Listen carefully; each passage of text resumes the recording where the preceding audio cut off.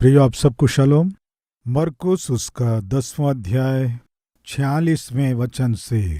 वे यरीहो में आए, और जब वह और उसके चेले और एक बड़ी भीड़ यरीहो से निकलती थी, तब तिमाई का पुत्र बरतिमाई, एक अंधा भिखारी, सड़क के किनारे बैठा था। वह यह सुनकर कि यीशु नासरी है, पुकार पुकार कर कहने लगा, हे दाऊद की संतान यीशु, मुझ पर दया कर। बहुतों ने उसे डांटा कि चुप रहे, पर वह और भी पुकारने लगा, हे दाऊद की संतान, मुझ पर दया कर। तब यीशु ने ठहर कर उसे बुलाओ, और लोगों ने उस अंधे को बुलाकर उससे कहा, ढाढ़स बांध, उठ, वह तुझे बुलाता है। वह अपना कपड़ा फेंक कर शीघ्र उठा और यीशु के पास आया। प्रिय, एक अंधा, अभागा, वो किसी से मुकाबला नहीं कर सकता। ना चलने में मुकाबला कर सकता है, ना दौड़ में मुकाबला कर सकता है, ना काम में मुकाबला कर सकता है, धन दौलत कमाने में मुकाबला नहीं कर सकता। किसी भी बात में किसी से भी मुकाबला ना कर पाने की स्थिति। कारण क्या है कि वो जन्म से अंधा है। वो कुछ भी करता था उसमें हार जाता था। मुकाबला नहीं कर सकता कहने का अर्थ है मैं जीत पाऊंगा भरोसा ना हो, एक हारा हुआ, एक अभागा। आज हमारे बीच कोई है क्या? मैं किसी के साथ मुकाबला नहीं कर सकता। मैं इसलिए मुकाबला नहीं कर सकता क्योंकि अगर मुकाबला करूं भी तो जीतने की संभावना नहीं है। मैं एक स्टूडेंट हूं, पढ़ाई कर रहा हूं, लेकिन किसी से भी मैं मुकाबला नहीं कर सकता। क्यों? पढ़ाई में सफल होऊंगा भरोसा नहीं है। क्यों? किस लिए? पिछले समय में बहुत से सब्जेक्ट्स में असफल हुआ। नौकरी में विजय पाऊंगा भरोसा मुझ में नहीं है। क्यों? किस लिए? बहुत सी कोशिशें किया, हार गया। मेरी शादी होगी, ये भरोसा मुझ में नहीं है। किस लिए? मेरे घर वाले बहुत सी कोशिशें किए, कोशिशें सफल नहीं हुई, हार गया। मेरा स्वास्थ्य अच्छा होगा, मुझ में ये भरोसा नहीं है। क्यों? किस लिए? बहुत से डॉक्टरों को दिखाया, बहुत सी दवाइयां इस्तेमाल किया, ये सभी मुझे निराश और हताश ही किए। मैं चंगाई पा लूंगा या इस विषय में विजय पाऊंगा, भरोसा मुझ में नहीं है। मेरा परिवार बनाया जाएगा, मुझ में भरोसा नहीं है। मेरे कष्ट दूर होंगे, ये भरोसा मुझ में बिल्कुल नहीं है। मेरे आर्थिक संकट दूर हो जाएंगे, भरोसा मुझ में नहीं है। किस लिए? मैं बहुत कोशिश किया, मेरी कोशिशें असफल हो गई। बहुत बार मैं असफल हुआ, बहुत बार मैं हार गया, बहुत बार मेरी कोशिशें विफल हो गईं। आज मैं निराश और हताश हूं। हारे हुए स्थिति में मैं जी रहा हूं। अच्छे दिन आएंगे, मैं अपने जीवन में सफल होऊंगा, मुझ में ये भरोसा किसी भी क्षेत्र में नहीं रहा। कहने वाले कोई हैं क्या हमारे बीच? प्रिय भाई और बहन, कृपया सुनिए। आपके पांव अच्छे हैं, हाथ अच्छे हैं, मेहनत करने की शक्ति है। आप देख सकते हैं, बोल सकते हैं, सुन सकते हैं। फिर भी आप अपने जीवन में निराश और हताश हैं। कारण क्या है? हार गया हूं। ठीक है, वही जन्म के अंधे की क्या स्थिति होगी? वो जन्म से ही अंधा है। संसार कैसा है उसे नहीं पता, उससे जो बात कर रहा है वो मनुष्य कैसा है नहीं पता, वो कहाँ है उसे नहीं पता, असली में वो कैसा दिखाई देता है उसे नहीं पता, उसके वस्त्र कौन से रंग के हैं नहीं पता। बैठा है लेकिन वो कहाँ बैठा है उसे नहीं पता। खा रहा है, क्या खा रहा है उसे नहीं पता। उसकी माँ कैसे दिखती है, उसके पिता कैसे दिखते हैं, उसके भाई बहन कैसे दिखते हैं वो नहीं जानता। प्रिय, एक बार सोचिए, आप सब देख पा रहे हैं, सब सुन पा रहे हैं और सब खा पा रहे हैं। सब होने पर भी आप निराश और हताश हैं। मैं कहीं हार गया हूँ, किसी विषय में हार गया हूँ, पढ़ाई के विषय में हार गया हूँ, प्रेम के विषय में हार गया हूँ, विदेश जाऊंगा सोचा हार गया, वीजा के विषय में मैं हार गया हूँ, जहाँ रिश्ता होना है सोचे वहां नहीं हुआ, उस विषय में आप चिंता कर रहे हैं, हताश हो रहे हैं। एक जन्म के अंधे के विषय में एक बार सोचिए, उसकी स्थिति क्या है। कम से कम वो कैसे दिखता है वो भी नहीं पता उसे। ये है उसकी स्थिति। जो व्यक्ति अपने जीवन में किसी से मुकाबला नहीं कर सकता, ये अभागा अपने जीवन में कुछ हासिल कर सकता है क्या? उसके जीवन में अच्छे दिन आए चांस है क्या? अच्छे दिन वो देख सकता है क्या? विजय पा सकता है क्या? जो सोचा है उसे पा सकता है क्या? इन सब प्रश्नों का उत्तर है नो, असंभव है। किस लिए? अतीत में वो कुछ हासिल किया हो हम नहीं जानते। अगर वो कुछ हासिल किया हुआ व्यक्ति होता तो रोड के किनारे बैठकर भीख मांगने की आवश्यकता क्यों होती? मनुष्यों की दया और तरस पर आधारित होकर उसे क्यों जीना पड़ता? ऐसा जीवन उसका क्यों होता? वो हारा हुआ है ना। दूसरों के तरस और दया पर निर्भर होकर कौन जीता है? हारा हुआ व्यक्ति, जिसके कोई अपने नहीं होते, जिसका कोई सहायक नहीं होता, वही तो। जिसके पास जीने की व्यवस्था नहीं है, कोई साधन नहीं है, वही तो अंत में जीविका के लिए दे दो कह के भीख मांगता है। ऐसा भीख मांगने वाला जिसका कोई नहीं था, जिसका कोई सहारा नहीं था, अभागे स्थिति में भीख दे दो कहते हुए दूसरों पर आश्रित वो व्यक्ति, एक शब्द सुना, क्या है वो कहने से?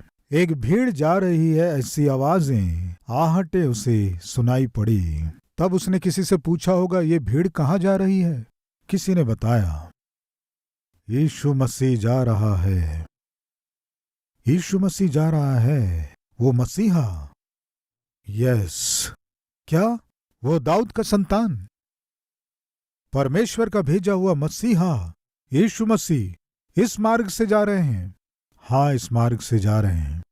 प्रियों, से कैसे पता चला मसीहा है? कैसे पता चला यीशु मसीह दाऊद का संतान है? आंखें होते हुए भी फरीसी मसीह को पहचान ना सके। दिन रात व्यवस्था का ध्यान करने वाले, शिक्षा देने वाले उन शिक्षकों को समझ में नहीं आया यीशु आने वाला मसीहा है, दाऊद की संतान है। इस अंधे को कैसे मालूम चला? प्रियों, जो व्यक्ति जानता था कि यीशु मसीह जगत का उद्धार करता है, वो व्यक्ति चुप ना रहकर वो दूसरों को भी बताया। प्रियों, इस अंधे को पता नहीं किसने बताया, यीशु उद्धार करता है, यीशु दाऊद का संतान है, यीशु परमेश्वर का भेजा हुआ मसीहा है।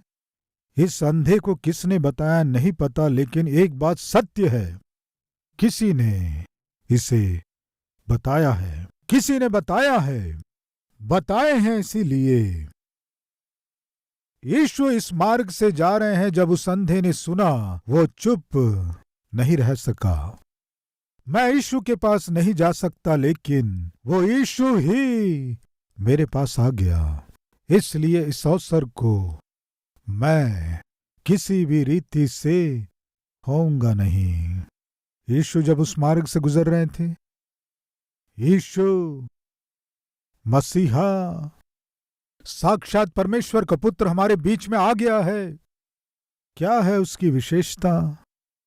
पापियों से वो प्रेम करता है, पापियों को बचाकर उन्हें धर्मी बना रहा है, वेश्याओं को पवित्र कर रहा है, कोढ़ियों को चंगा कर रहा है, लंगड़ों को चला रहा है और अंधों को दृष्टि दे रहा है। जो निकाले गए हैं उन्हें भी अपने बाहों में ले रहा है।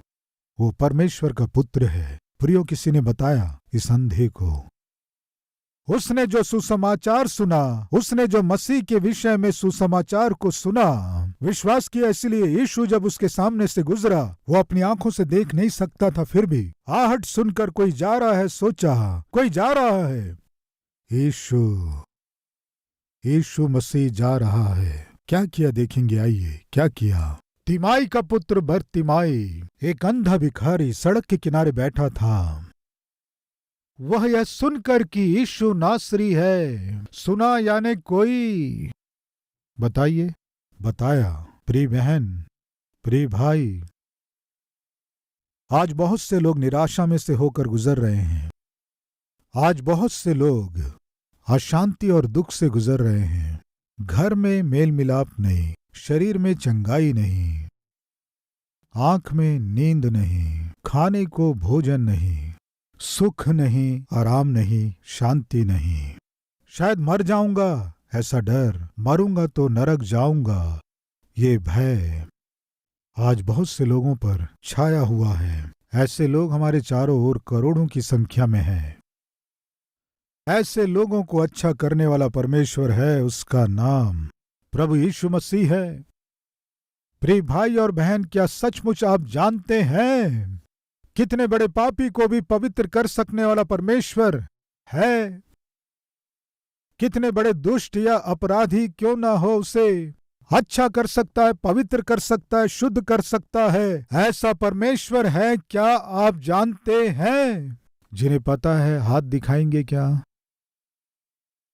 तो मैं पूछता हूं, जिस सत्य को आप जानते हैं, जो जानते नहीं हैं उन्हें बताए बिना कैसे चुप रहेंगे? एक बार सोचिए, जिस सत्य को आप जानते हैं, ना जानकर जो नाश हो रहे हैं, बताए बिना कैसे आप चुप रहेंगे? एक बार सोचिए। किसी ने बताया प्रियो उस अंधे को कि यीशु मसीहा परमेश्वर का पुत्र इस धरती में जन्म लिया और बहुत से गांवों में जाकर पापियों से प्रेम कर रहा है, उन्हें अपने पास बुला रहा है, कोढ़ियों को शुद्ध कर रहा है, अंधों को दृष्टि दे रहा है। किसी ने बताया प्रियो यीशु के विषय में। इसीलिए यीशु को जानकर क्या किया जानते हैं? दाऊद की संतान यीशु, मुझ पर दया कर, जोर से चिल्लाया प्रियो। यीशु मसीह आगे जा रहे थे। जब यीशु मसीह आगे बढ़ गए, ये अंधा पुकारना छोड़ दिया क्या? बंद किया क्या? नहीं प्रियो, वो और भी जोर से, दाऊद की संतान यीशु, मुझ पर दया कर, और भी जोर से पुकारने लगा। ये इतना चिल्लाने पर भी यीशु मसीह उत्तर दिए बिना जा रहे थे। इसलिए वहां के लोगों ने क्या किया जानते हैं? चुप रहो, तुम्हारी प्रार्थना क्यों सुनेंगे? तुम पर क्यों दया करेंगे? तुम्हारे जीवन को क्यों सुधारेंगे? तुम्हारे जैसे बहुत से लोग हैं जिन्हें अच्छा होना है। चुप रहो, तुम ऐसे ही रहोगे। ये तुम्हारी किस्मत है, तुम्हारी दरिद्रता है। तुम्हें ऐसे ही पड़े रहना है, रोड के किनारे भीख मांगते ही रहना है। बहुत से लोग बहुत सी बातें कहकर उसका मुंह बंद करने की कोशिश किए, लेकिन सुनिए प्रिय भाइयों बहनों, वो उनकी बातों पर ध्यान नहीं दिया। प्रिय, हो सकता है आज आप प्रभु से प्रार्थना कर रहे हैं, उपवास भी कर रहे हैं, प्रभु की आराधना में नियमित रूप से जा रहे हैं, आप प्रभु की सेवा के लिए सहायता भी कर रहे हैं, तब भी आपको उत्तर नहीं मिल रहा है। तब आपके मित्र क्या कहेंगे? क्या हुआ तुम्हारे परमेश्वर का? जब देखो प्रार्थना कहते हो, परमेश्वर कहते हो, उपवास कहते हो, जब देखो सुसमाचार गवाही कहते हो, चर्च जाना है कहते हो, क्या हुआ तुम्हारे परमेश्वर का? आपके मित्र सवाल कर सकते हैं, रिश्तेदार भला बुरा कह सकते हैं। तुम जिस पर विश्वास करते हो सच में परमेश्वर होता तो तुम्हें उत्तर क्यों नहीं मिल रहा है? वो तुम्हें उत्तर क्यों नहीं दे रहा है? क्यों तुम्हारी विनती नहीं सुन रहा है? क्यों तुम्हें समाधान नहीं मिल रहा है? क्यों तुम्हारे कष्ट दूर नहीं हो रहे हैं? तुम्हारा परिवार क्यों नहीं बन रहा है? तुम्हें नौकरी क्यों नहीं मिल रही है? बीमारी से तुम चंगाई क्यों नहीं पा रहे हो? तुमने जो आशा किया है वो प्रमोशन तुम्हें नहीं मिल रहा है। क्या हुआ तुम्हारे परमेश्वर का? अब प्रार्थना करना छोड़ दो। कई बार आपके परिवार के लोग आपको धमका सकते हैं, डरा सकते हैं। अब यदि चर्च का नाम लिए तो, या वचन पढ़े तो, या परमेश्वर का नाम भी लिए तो ठीक नहीं होगा। क्या सोच रहे हैं? मुंह बंद करके घर में बैठो। इस तरह डरा सकते हैं, धमका सकते हैं। क्यों जानते हैं? आपने जो प्रार्थना किया उसका उत्तर तुरंत नहीं मिला।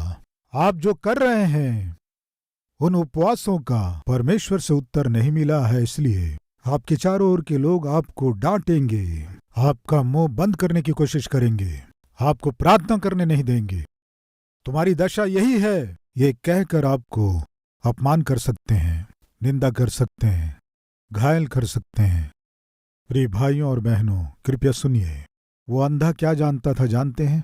इस संसार में मुझे चंगाई दे पाने वाला कोई है कहने से वो केवल एक ही एक है, उसका नाम है प्रभु यीशु मसीह। मेरे जीवन में मैं कभी नहीं सुना पापी मनुष्य से प्रेम करने वाला प्रभु जन्मा है। मेरे जीवन में मैं कभी नहीं सुना कोढ़ियों को शुद्ध कर पाने वाला प्रभु जन्मा है। मेरे जीवन में मैं कभी नहीं सुना। अंधे को भी दृष्टि दे पाने वाला प्रभु जन्मा है। पहली बार सुन रहा हूं। जिसके विषय में मैंने सुना वही यदि मेरे सामने से जा रहा है तो मैं चुप कैसे रह सकता हूं। इस अवसर को यदि मैं खो दूंगा तो दोबारा मुझे अवसर शायद नहीं मिलेगा। वो जिस उत्तर को पाना चाहता था, वो जिस जय को पाना चाहता था, वो जिस अद्भुत काम को देखना चाहता था, वो उससे ओझल हो रहा था, दूर हो रहा था।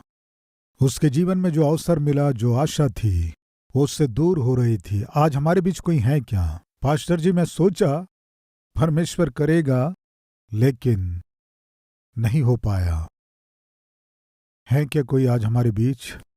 कई बार संतान के लिए बहुत आशा करते हैं, बहुत से ट्रीटमेंट को लेते हैं। अब ये ट्रीटमेंट फाइनल है, ये ट्रीटमेंट भी अगर सक्सेस नहीं हुआ तो डॉक्टर कह दिए अब संतान होने का चांस नहीं है, इसलिए 100% इस ट्रीटमेंट के द्वारा संतान होगी। हम विश्वास किए, लेकिन उस ट्रीटमेंट के बाद डॉक्टरों ने कहा ये ट्रीटमेंट भी सक्सेस नहीं हुआ है।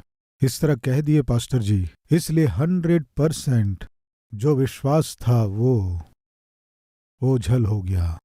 इससे पहले बहुत बार नौकरी की कोशिश किया, लेकिन इस बार मुझे 100% नौकरी मिलेगी, मैं विश्वास किया। लेकिन जो नौकरी 100% मिलेगी मैं सोचा, वो भी हाथ से निकल गई पास्टर जी। आज हमारे बीच कोई है क्या?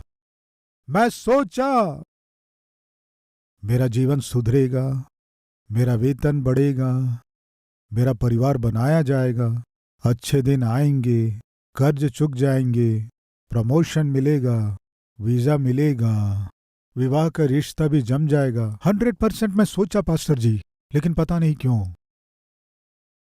अभी तुम्हें क्या लग रहा है? अब क्या है पास्टर जी? अब कुछ नहीं रहा। अब कुछ हो पाएगा भरोसा नहीं है। अब मुझ में आशा नहीं रही पास्टर जी। अब मुझे बिल्कुल भरोसा नहीं है। यही है कि आज आपकी समस्या? तो फिर सुनिए, यीशु जब उस अंधे के पास आया, 100% यीशु उसके सामने है, इसलिए निश्चय उत्तर देगा। इस तरह सोचा, लेकिन उत्तर नहीं मिला। प्रभु के कदमों के आहट, आवाज धीरे धीरे धीरे धीरे जब कम होता जा रहा था, वो क्या किया जानते हैं आप? यीशु मसीह के पांव के आहट जैसे जैसे धीमी होती गई, ये क्या किया? इस आवाज को बढ़ाया। किस आवाज को? अपनी आवाज को। उसे उत्तर शायद नहीं मिलेगा, सोच रहा था ऐसे समय में। वो क्या किया जानते हैं? उसने अपने विश्वास को और बढ़ाया। यही आज आपको करना है। जब शैतान आकर तुम्हें उत्तर नहीं मिलेगा, कभी नहीं मिलेगा, ये कहकर जब आपको भ्रमित करेगा, उसी समय आपके विश्वास को बढ़ाना है। तभी और अधिक विश्वास के साथ, और दृढ़ विश्वास के साथ, और अधिक आशा के साथ आपको प्रार्थना करना है। आशाएं जब ओझल हो रही हों, आप में जो उम्मीद है वो जब मिटने लगे, तब उसी समय और भी अधिक दृढ़ता के साथ प्रार्थना करना है। वही किया। क्या किया देखेंगे, आइए। पुकार पुकार कर कहने लगा, हे दाऊद की संतान यीशु, मुझ पर दया कर। बहुतों ने उसे डांटा कि चुप रहे, पर वह और भी पुकारने लगा, हे दाऊद की संतान मुझ पर दया कर। पुकारा लिखा है, पुकारने लगा। यही है जो आज हमें करना है। उत्तर नहीं मिला है, आपने जो सोचा नहीं हुआ, आपने जो आशा किया नहीं पाए, आज आपको निराश होने की आवश्यकता नहीं है। अभी आपको जो करना है, असली काम है, वो क्या है जानते हैं? और जोर से आपको प्रार्थना करना है, और भी अधिक भरोसे के साथ प्रभु से मांगना है, और भी अधिक उपवास रहकर प्रभु की उपस्थिति में बाट जोना है। परमेश्वर असंभव काम को संभव करने में सामर्थी है, इसे ना भूलें। इसकी आशा दूर हो रही थी, यीशु मसीह के कदम दूर हो रहे थे, लेकिन ये पुकारना नहीं छोड़ा, और भी जोर से और ऊंची आवाज में, यीशु दाऊद की संतान, मुझ पर दया कर। लोग सोचे पागल है, वो प्रभु इसकी सहायता करेगा, चमत्कार करेगा सोच रहा है, लेकिन प्रभु कहाँ सहायता करेंगे। प्रियो, इस तरह जब सब सोच रहे थे, सबको लग रहा था कि यीशु जा रहे हैं, लेकिन अचानक रुक गए। प्रियो, रुक कर उसे मेरे पास लेकर आओ। जिन लोगों ने कहा चुप रहो, तुम अपने जीवन में क्या चमत्कार देखोगे, तुम कब चंगे होगे, तुम्हारे जीवन में कहाँ अच्छे दिन आएंगे, ये तुम्हारी किस्मत है, तुम ऐसे ही मरते रहोगे। जिन्होंने इस तरह कहा वे ही अभी बातें बदल दिए। प्रियो, आकर कह रहे हैं, ढाढ़स बांध, वो तुझे बुला रहा है, अच्छे दिन आ गए, आ यीशु तुझे बुला रहा है। ध्यान से सुने, जैसे ही यीशु उसे बुला रहा है, इस सत्य को जब वो जाना तो सबसे पहला काम उसने क्या किया जानते हैं? देखिए क्या किया। और लोगों ने उस अंधे को बुलाकर उससे कहा, ढाढ़स बांध, उठ, वह तुझे बुलाता है। सबसे पहले वो क्या किया जानते हैं? भीख मांगने वाले के पास सामान्यता उसके कपड़े होते हैं, ऊपर एक कंबल होता है, हाथ में एक लाठी और एक कटोरा। उसके कपड़ों को देखकर ही हम बता पाते हैं कि यह भिखारी है। उसके ओढ़े हुए कंबल को देखकर हम कह पाते हैं कि यह भिखारी है। वो क्या किया जानते हैं प्रियो? वो कंबल भीख मांगने का आधार है। लेकिन जैसे यीशु मुझे बुला रहा है, उसने सुना, उसने पहला काम क्या किया जानते हैं? अब मुझे अपने पुराने जीवन से या उन चीजों से क्या काम है? अब इस कंबल को क्यों ओढ़ना है? अब इस कंबल से मुझे क्या काम? पुराना जीवन और उस अभागे जीवन का जो सूचक था, उस ऊपर के कंबल को उसने क्या किया जानते हैं? फेंक दिया। कारण क्या है कि मैं यीशु के पास जा रहा हूं। पुराने जीवन और गंदे जीवन से अब मेरा कोई संबंध नहीं है। यीशु मेरे जीवन में काम करने वाला है। यीशु मेरे जीवन को अद्भुत रूप से चंगा करने वाला है। यीशु मेरे जीवन के श्राप को दूर करने जा रहा है। यीशु मेरे जीवन को एक नए जीवन में बदलने जा रहा है। अब पुराने जीवन से मेरा क्या संबंध है? अब पुराने चीजों से मुझे क्या काम? वह अपना कपड़ा फेंक कर शीघ्र उठा और यीशु के पास आया। आज हमारे बीच कोई है क्या? यीशु मुझे दर्शन देना है, यीशु मुझे स्पर्श करना है, यीशु मेरे जीवन को अच्छा करना है, यीशु मेरे जीवन को जय के उत्सव में ले चलना है। आशा करने वाले हैं तो एक बार अपना हाथ दिखाएंगे, हैं क्या? यस। तो फिर हमें जो करना है वो भी है। हमें क्या करना है बताइए? बताएंगे? बताएंगे? जो हमारे जीवन में पुराने और गंदे जीवन के रूप में है, पुराने गंदे जीवन को क्या करना है? छोड़ देना है, फेंकना है। पुराने जीवन को छोड़े बिना नए जीवन को अनुभव करना संभव नहीं है। बाइबल बताती है कोई भी पुराने कपड़े में नया पैबंद नहीं लगाता, पुराने मटकों में नया दाख रस नहीं डालता। यानी पुराने जीवन में परमेश्वर नई आशीषों को भरने का चांस नहीं है। परमेश्वर आपके जीवन में नए आशीषों को, नए बरकतों को, नई सफलताओं को आपको देना है। आशा कर रहा है, लेकिन पाने की आशा आप में है क्या? है तो आपको क्या करना है? पुराने जीवन को छोड़ देना है। उस अंधे ने क्या किया जानते हैं? उसके भीख मांगने के लिए जो आधार था, उस ऊपर के वस्त्र को फेंक दिया, क्योंकि अब इससे मुझे काम नहीं है। उसे देखकर यीशु आश्चर्य किया, तुझे क्या चाहिए? प्रभु, मुझे दृष्टि चाहिए, दृष्टि चाहिए। फिर क्या हुआ देखेंगे। 51 वचन। यीशु ने उससे कहा, तू क्या चाहता है कि मैं तेरे लिए करूं? अंधे ने उससे कहा, हे रब्बी, यह कि मैं देखने लगूं। यीशु ने उससे कहा, चला जा, तेरे विश्वास ने तुझे चंगा कर दिया है। वह तुरंत, कब? कब? तुरंत देखने लगा और मार्ग में उसके पीछे हो लिया। क्या है? वो दृष्टि पा लिया प्रियो। और जैसे ही वो दृष्टि पाया, तुरंत मैटनी शो नहीं गया, तुरंत मॉर्निंग शो नहीं गया। कब से सोच रहा था सिनेमा देखना है, नहीं कहा। जैसे ही वो चंगा हुआ, जैसे उसके जीवन में चमत्कार हुआ, जैसे ही उसका श्राप दूर हुआ, वो पहला काम क्या किया जानते हैं? यीशु के पीछे हो लिया। पास के लोग पूछे होंगे, दृष्टि पा लिया ना, अब तुझे क्या है?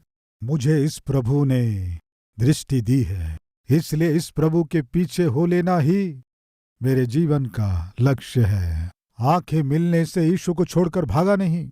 आज हम में कुछ लोग ऐसे हैं, नौकरी मिलने के बाद परमेश्वर को छोड़ने वाले हैं, संतान मिलने के बाद परमेश्वर को छोड़ने वाले लोग हैं, चंगाई मिलने के बाद परमेश्वर को छोड़ने वाले लोग हैं।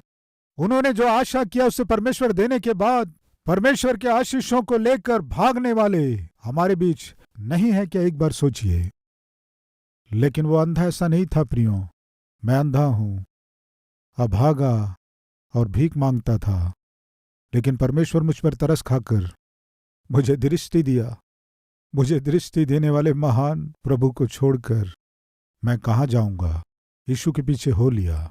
प्रिय भाई और बहनों, आज आपके जीवन में चमत्कार देखना चाहते हैं क्या? आश्चर्य कर्म देखना चाहते हैं क्या? सफलता को देखना चाहते हैं क्या? तो फिर मेरा प्रभु सफलता आपको देने जा रहा है। आइए मिलकर प्रार्थना करें, पूरे मन से प्रार्थना करें।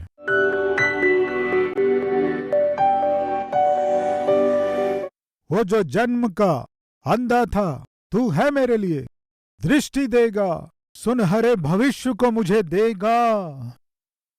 इस तरह वो विश्वास किया।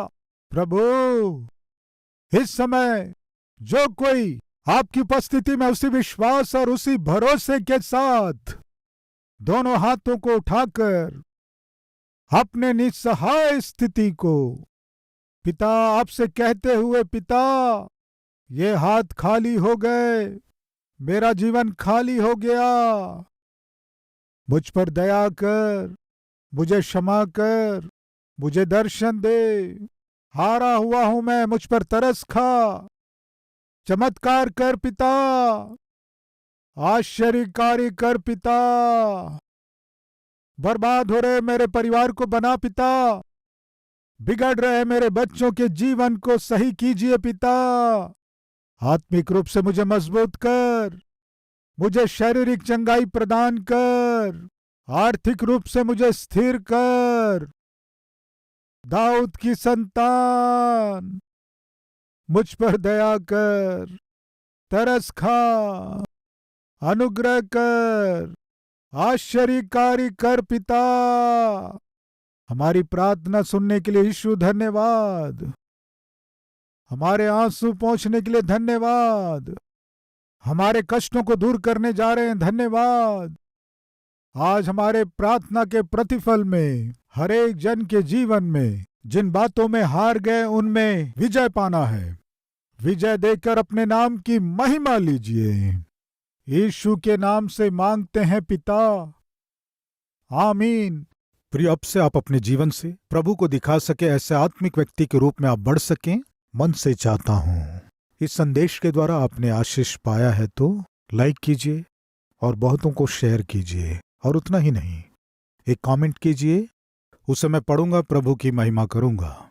फिर मिलेंगे, तब तक के लिए शलोम।